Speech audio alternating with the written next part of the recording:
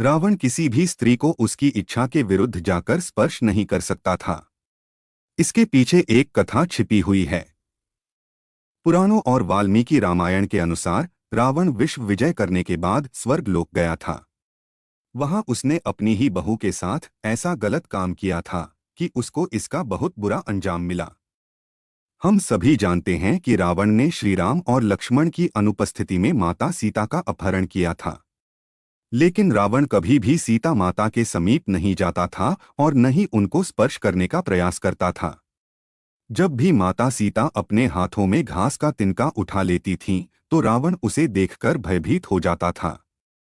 इसके पीछे की वजह बहुत कम लोग जानते हैं कि आखिर क्यों रावण माता सीता का अपहरण करने के बाद भी उन्हें स्पर्श नहीं कर पाया था। पुराणों में बताया गया है कि रावण को पहले के समय में एक शाप मिला था, जिसके कारण वह किसी भी स्त्री को बिना उसकी मर्जी के स्पर्श नहीं कर सकता था। इसके पीछे स्वर्ग की खूबसूरत अप्सरा रंभा और रावण की एक कथा छिपी हुई है। इस कथा को पढ़कर आप जान जाएंगे कि रावण ने अपनी ही बहू के साथ ऐसा क्या किया था कि वह किसी भी स्त्री को उसके बाद स्पर्श तक नहीं कर सकता था। अप्सरा रंभा अपने सौंदर्य और रूप के लिए तीनों लोक में थी प्रसिद्ध। पुराणों के अनुसार रंभा नाम की अप्सरा देवताओं और असुरों द्वारा किए गए समुद्र मंथन से प्रकट हुई थीं। रंभा स्वर्ग की बहुत प्रसिद्ध और अत्यंत खूबसूरत अप्सरा थी। इसी वजह से वह तीनों लोकों में जानी जाती थी। अप्सरा रंभा का सौंदर्य और आकर्षक चेहरा किसी भी मनुष्य को मोहित कर देने वाला था। साथ ही रंभा को तमाम नृत्य और कई कलाएं आती थीं। रावण और कुबेर भाई थे और कुबेर के पुत्र का नाम नलकुबेर था। रंभा की शादी नलकुबेर से ही हुई थी। ऐसे में रंभा रावण की बहू लगती थी। लेकिन इस बात से रंभा की सुंदरता पर कैसे मोहित हुआ रावण। एक बार विश्व विजय करने के बाद रावण जब स्वर्ग लोक गया तो उसकी नजर वहां रंभा पर पड़ी। अप्सरा की सुंदरता को देखकर रावण मोहित हो गया और कामातुर होकर रंभा को पकड़ने का प्रयास करने लगा।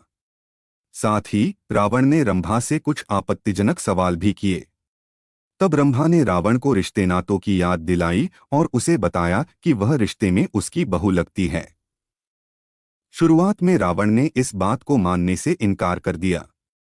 जब रंभा ने नलकुबेर के बारे में बताया तब भी रावण ने किसी बात की परवाह नहीं की। ऐसे में अप्सरा भयभीत हो गई और वह यह जानती थी कि रावण देवताओं को भी जीत चुका है। नलकुबेर ने दिया रावण को ऐसा बड़ा श्राप। रावण ने रिश्ते नातों की परवाह नहीं की और रंभा से दुराचार किया। जब यह बात नलकुबेर के समझ आई तो वह क्रोधित हो गया और उसने रावण को शाप दिया कि अगर वह किसी भी महिला को उसकी मर्जी के बिना स्पर्श भी करता है तो उसके 10 मस्तक के उसी समय टुकड़ों में फट जाएंगे। अपनी ही बहू रंभा के साथ दुराचार करने का रावण को ऐसा अंजाम मिला कि वह फिर कभी भी किसी पराई स्त्री को स्पर्श तक नहीं कर सका। यही कारण है कि माता सीता का अपहरण करने के बाद भी रावण उनके समीप भी नहीं जाता था और उन्हें दूर से ही लुभाने का प्रयास करता था। द्वापर युग में हुआ था रंभा और ऋषि शेषरायण का विवाह। पुराणों के अनुसार द्वापर युग में अप्सरा रंभा का विवाह ऋषि शेषरायण के साथ हुआ था। कहा जाता है कि भगवान कृष्ण के परम शत्रु काल्यवन के पिता ऋषि शेषरायण हुआ करते थे। एक दिन मार्ग में उन्होंने जल में क्रीड़ा कर रही अप्सरा रंभा को देखा था।